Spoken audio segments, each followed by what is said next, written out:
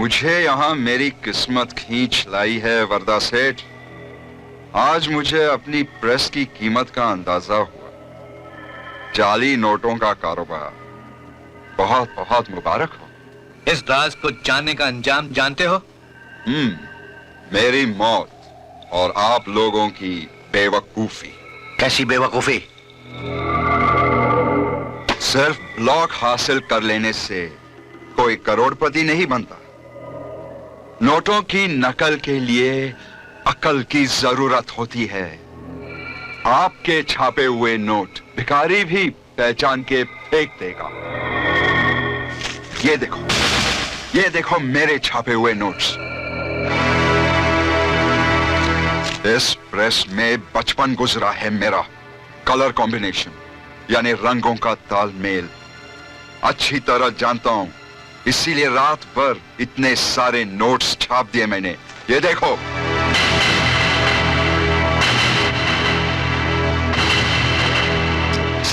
वरदा सेठ, पैसों में बहुत गर्मी होती है, उसे बर्दाश्त करना सीखो वरना जल जाओगे।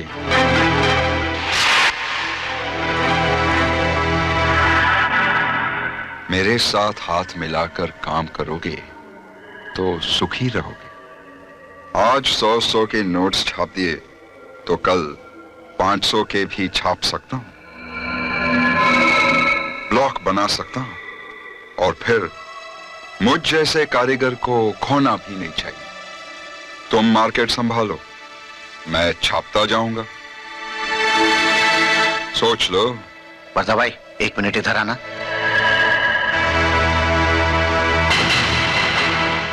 साला बात पते की कर रहा है। भूखा पेट है ना, खोपड़ी बहुत काम कर रही है इसकी। अभी इसके साथ हाथ मिलाकर जितने नोट छाप सकते हो छाप लो, बाद में अच्छा सा मुहूर्त देखकर टपका देते हैं इसे कायदे से। हाँ। Cheers! बस रघु, इसी तरह तुम नोट छापते जाओ, हम फैलाते जाएंगे, वो भी कायदे से।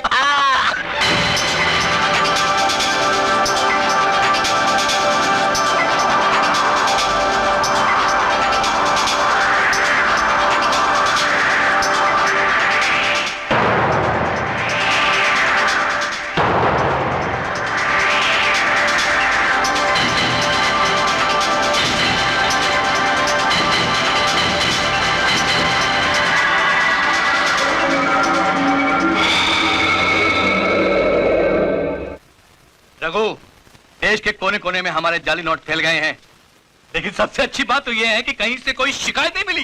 कमाल है। अरे बिजनेस में रुपया फैलता जा रहा है, फैलता जा रहा है। यही हमारी सबसे बड़ी कामयाबी है। बस रघु, नोट छापते जाओ, छापते जाओ। साहब साहब साहब, मुझे कुछ पैसे की जरूरत है साहब। साहब, मेरी बीवी बहुत बीमार है साहब। ये तेरी बीवी बीमार बहुत रहती है, हाँ? तू उसे बदल क्यों नहीं देता?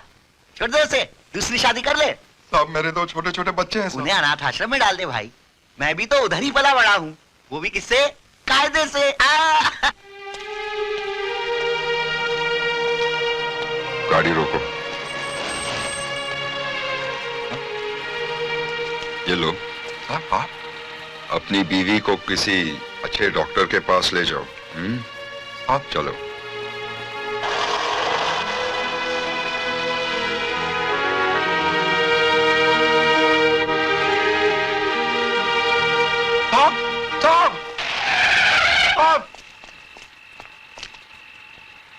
क्या है साहब? क्या हुआ? साहब, लानत है मुझ पर साहब। आपने मेरी मदद की और मैंने आपके साथ क्या किया साहब? गद्दारी।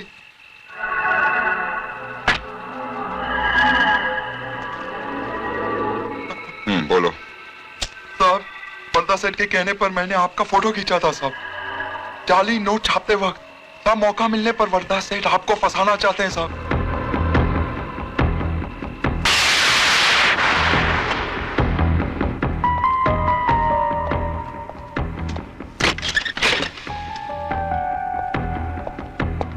आओ आओ रघु, आओ। Welcome welcome.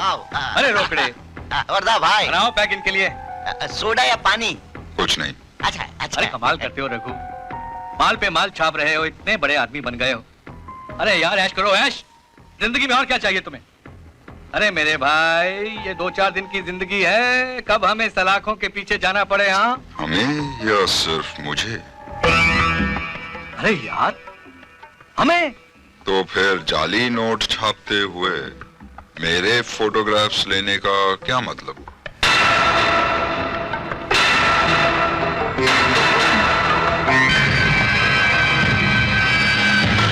ए, उधर नहीं, इधर इधर, और जवाब दे मेरी बात का, जवाब दे।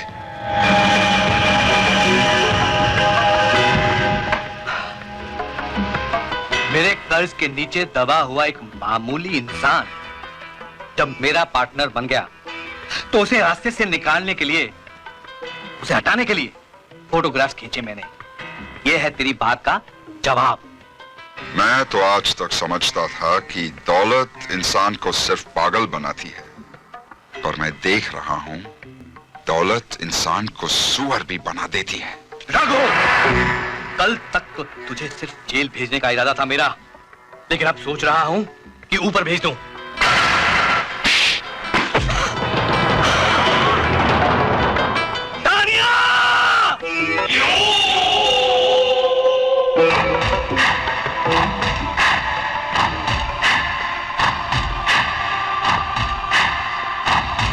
आज इसके मरने की खुशी में 2 पैग और पीऊंगा मैं।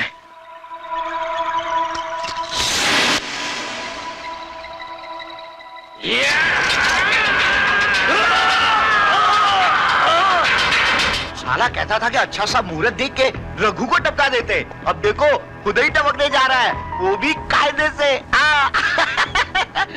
वो फोटोग्राफ्स दिखाओ मुझे।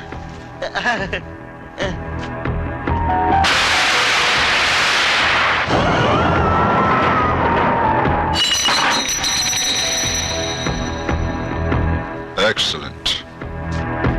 तुमने जो वफादारी निभाई उसका सिला तो मैं पहले ही दे चुका हूं तुमको। और ये है तुम्हारी गद्दारी का इनाम।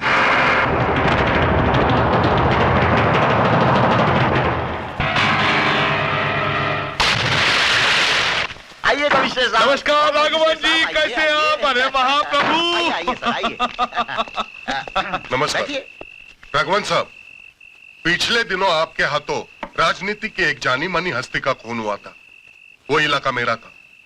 उसकी कुछ झूठी रिपोर्ट्स तैयार की है मैंने। नेताजी ने आत्महत्या कर ली, नेताजी की कार एक्सीडेंट में मृत्यु, और ये नेताजी का अपोजिशन वालों ने कत्ल कर दिया।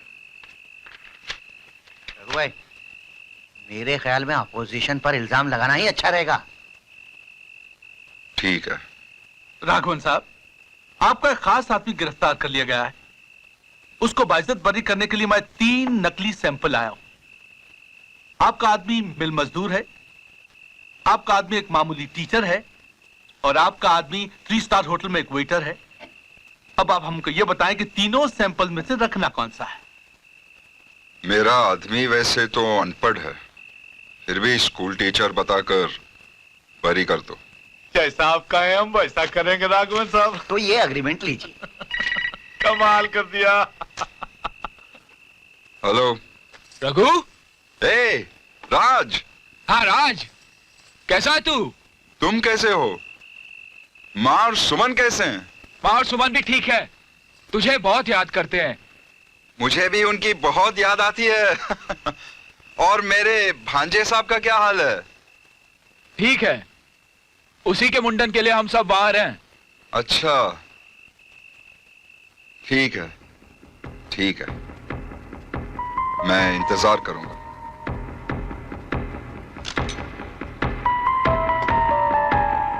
रोकड़े, हाँ? कुछ दिनों के लिए हमारे सारे धंधे बंद कर दो। क्यों? मेरा पुराना दोस्त राज, जो अब एएसपी बन चुका है, अपने परिवार के साथ यहां आ रहा है। मैं नहीं चाहता कि मेरे किसी भी काम की कोई भनक उसको लगे। अरे रघु भाई, ये तो बड़ी खुशी की बात है कि वो एसपी आपका फ्रेंड है। अब तो कोई प्रॉब्लम ही नहीं होनी चाहिए। किससे? तुमसे ज्यादा मैं उसे जानता हूं। जितना कहता हूं उतना ही करो, बस।